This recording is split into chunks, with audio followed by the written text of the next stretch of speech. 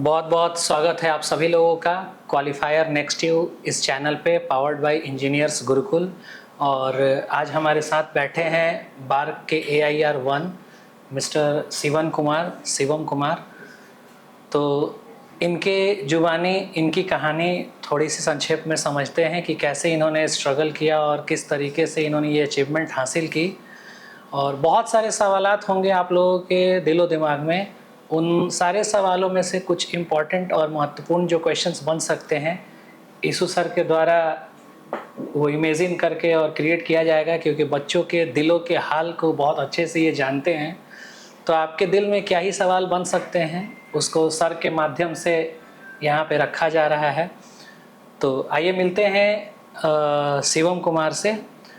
Shivam ji, most welcome. Thank you sir. जैसा sir ने बताया, मेरा नाम शिवम कुमार है और मैंने बार्क स्टेपनरी कैटेगरी 1 में स्टेपनरी ट्रेनिंग कैटेगरी 1 में ऑल इंडिया रैंक 1 हासिल की है। और आज मुझे बहुत गौरवान्वित महसूस हो रहा है आप लोगों के साथ इस इंटरव्यू सेशन को करके। तो सर से ज़रा समझते हैं कि क्या सवालात हैं बच्चों के और कैसे बच्चों के दिल की बातों को ये यहाँ पे रख पाते हैं sir. Thank you sir, thank you very much. तो शिवम, हम आपसे ये जानना चाहते हैं, आपको देख के तो ये पता चल रहा है कि आपको कैसा फील हो रहा है। हाँ, इस क्वेश्चन को हम ये डिलीट करते हैं सर। आपके मम्मी पापा कैसा फील कर रहे हैं? सर बहुत अच्छा फील कर रहे हैं। जिस दिन रिजल्ट आया उस दिन हम सारे गुरुजन से बात कर रहे थे और गुरुजन से बात करते हुए पापा शायद बाएं बैठे थे, मम्मी दाएं बैठी थी और दोनों सामने ही थे और उस बीच बात हो रही थी। आप लोग का रिस्पांस देख करके और मेरा खुशी देख करके उनको बहुत खुशी हो रही थी। होता ही है कि एक बच्चों को सर उस लेवल तक पहुंचाने में गुरुजी का और पेरेंट्स का, पहले तो पेरेंट्स सपोर्टिव होते हैं, कोऑपरेट करते हैं, अपने हैसियत से ऊंचा उठा करके बच्चों को सर्व करते हैं। उसके बाद उस चीज़ को गुरुजी जो है एक फ्रेम करते हैं, तब जाकर कहीं ऑल इंडिया रैंक 1 बनता है। तो शिवम, एक बात और बताओ, इस पूरे प्रिपरेशन के दौरान आपने कहाँ परेशानी फेस की और कहाँ आपको बहुत आराम महसूस हुआ? सर, जब मैंने कॉलेज कंप्लीट करके पटना आया था तैयारी करने के लिए, तो इनिशियली तो सब्जेक्ट्स को सीखने में समय तो लगता ही है, बार बार प्रैक्टिस, रिवीजन, चीज़ों को पढ़ करके।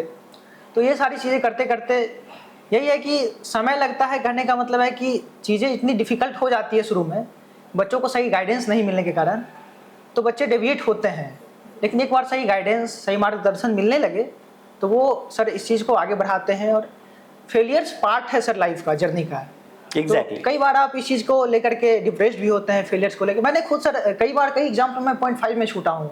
जैसे मैंने SSC JEE 22 वाला दिया था, प्री मैंने 0.5 से छूटा, NWDA मैंने दिया था, उसमें मैं 0.75 से छूट गया था। एक लंबी फहरिस्त है आपके फेल्यूर की। लोगों को लगता है all India rank 1 first time में, हाँ ये मतलब गॉड का दिया हुआ चीज है कि फर्स्ट टाइम में ही आ गया, बट फॉर्मुलेट ऐसे नहीं होता है। फॉर्मुलेट होने में टाइम लगता है।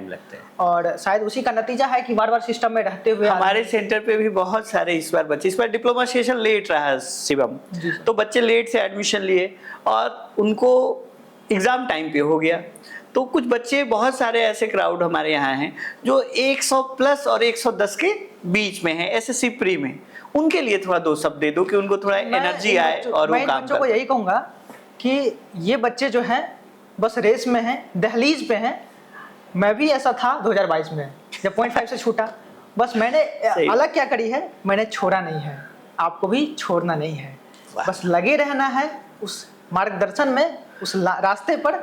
और वो रास्ता कहीं ना कहीं एक अच्छे मंजिल तक जाएगी। बस विश्वास बनाए रखें, हौसला बनाए रखें, बढ़ते रहें। कोई सी टीचर्स का ये आपके ज़िंदगी में कोई इम्पोर्टेंस जो आपके प्रिपरेशन में आपके सहयोग किए या जिनको आप पसंद करते होंगे?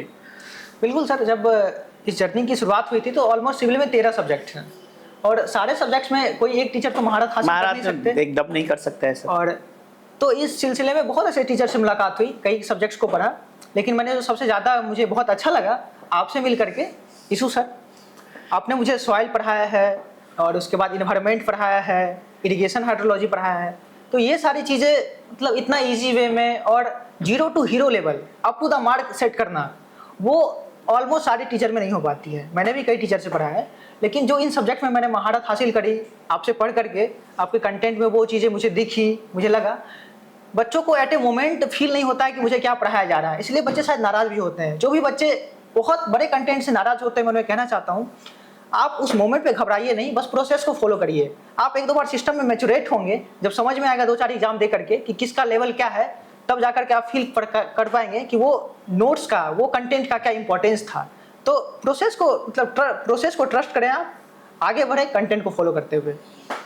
ठीक है, तो आपके मैसेज को हमारे बच्चे, हमारे जो बिहार में जो भी लोग टेक्निकल एजुकेशन की ओर हैं, डिप्लोमा हैं, बीटेक हैं, आप उनके लिए एक इंस्पिरेशन हैं और आपकी बातें बहुत डीपली लोग सुन रहे हैं, सुनेंगे और उनका कल्याण होगा। इन सारी बातों के साथ अनीश सर आपके साथ इस इंटरव्यू को आगे कैरी करेंगे। इंटरव्यू सेशन में शिवम की मुलाकात और शिवम की बातों को आप लोगों ने सुना, और लास्टली मैं शिवम से बस एक ही सवाल और करना चाहूँगा कि शिवम जी, क्या आपको टीचिंग में इंटरेस्ट है? सर मैंने अपने क्योंकि अभी जिस तरीके से आपने चीज़ों को एक्सप्लेन किया, ऐसा फील नहीं हो रहा है कि ये बच्चा अभी अभी जस्ट एग्ज़ाम दे करके आया है और अंडर ग्रेजुएट है अभी। इतने अच्छे तरीके से इन्होंने अपने बातों को रिप्रेजेंट किया। इस चीज़ों को देख करके मुझे लगता है ऐसा कि कहीं आपके दिल में ऐसा कोई सोच या थॉट कि हम टीचिंग में भी कभी खुद को देखें?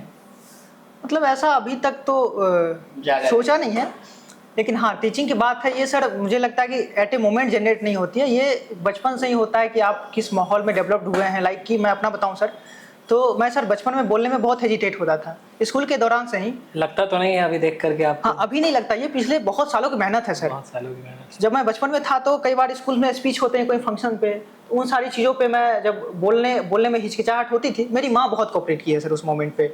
मेरी माँ जैसे पीछे से मेरा हाथ पकड़ के सीधा खड़ा रखना, पोस्चर्स को सेट करना और कॉन्फिडेंस देना कि तुम बोल सकते हो, ये सारी चीज़ें बचपन से डेवलप की गई है।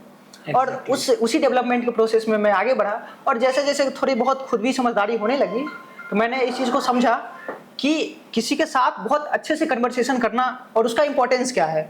और हमको लगता है इसी प्रोसेस में कैसे मैं कई दोस्तों को, कई लड़कों को पढ़ाना शुरू कर दिया बस शौक से। हालांकि उससे मुझे भी फायदा होता है, चीज़ें रिवाइज हो जाती हैं, कंटेंट बहुत क्लियर हो जाता है, पूरी तरीके से सेट हो जाता है। हाँ, तो इन सब चीज़ों का फायदा हुआ, और ये सब मैंने अपने जर्नी में दोस्तों के साथ करी है। तो बस वो अभी तक ऐसा सोचा नहीं कि मुझे टीचिंग फील्ड में आना है, प्रोफेशनल, बस मैंने एक फिलो में शौक से या फिर अपने फायदे के लिए भी कह सकते हैं मैंने किया है। चलिए बहुत बहुत धन्यवाद आपका।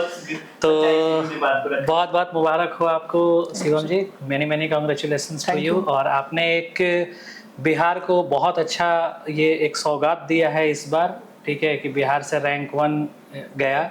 बिहार की ये धरती जहाँ पे लोग महारत हासिल है हर चीज़ों में, तो बार्क को भी रैंक 1 इन्होंने दिया है, ये अपने आप में बहुत ही बड़ी बात है। और ये सिलसिला यूं ही थमा नहीं है, और भी बहुत सारे रिज़ल्ट्स हुए हैं, ठीक है। तो उन लोगों से भी कांटेक्ट हम लोग कर रहे हैं, बहुत जल्द मैं चाहूँगा कि उनसे भी आपकी मुलाकात करवाई जाए। तो बहुत बहुत शुक्रिया इस चैनल पे बने रहने के लिए। और टेक्निकल फील्ड में अगर कोई भी डाउट या किसी भी आप एग्जामिनेशन का प्रिपरेशन करना चाहते हैं, तो क्वालिफायर नेक्स्ट यू आपको प्रमोट करने के लिए हमेशा तैयार है। आपका आत्मविश्वास और हम जैसे गुरु का साथ ही दोनों मिल कर के इतिहास रच सकता है, और इस इतिहास को रचने के लिए आपकी आत्मविश्वास की हमें ज़रूरत है। तो बहुत बहुत स्वागत है आप सभी लोगों का, मिलते हैं फिर हम लोग।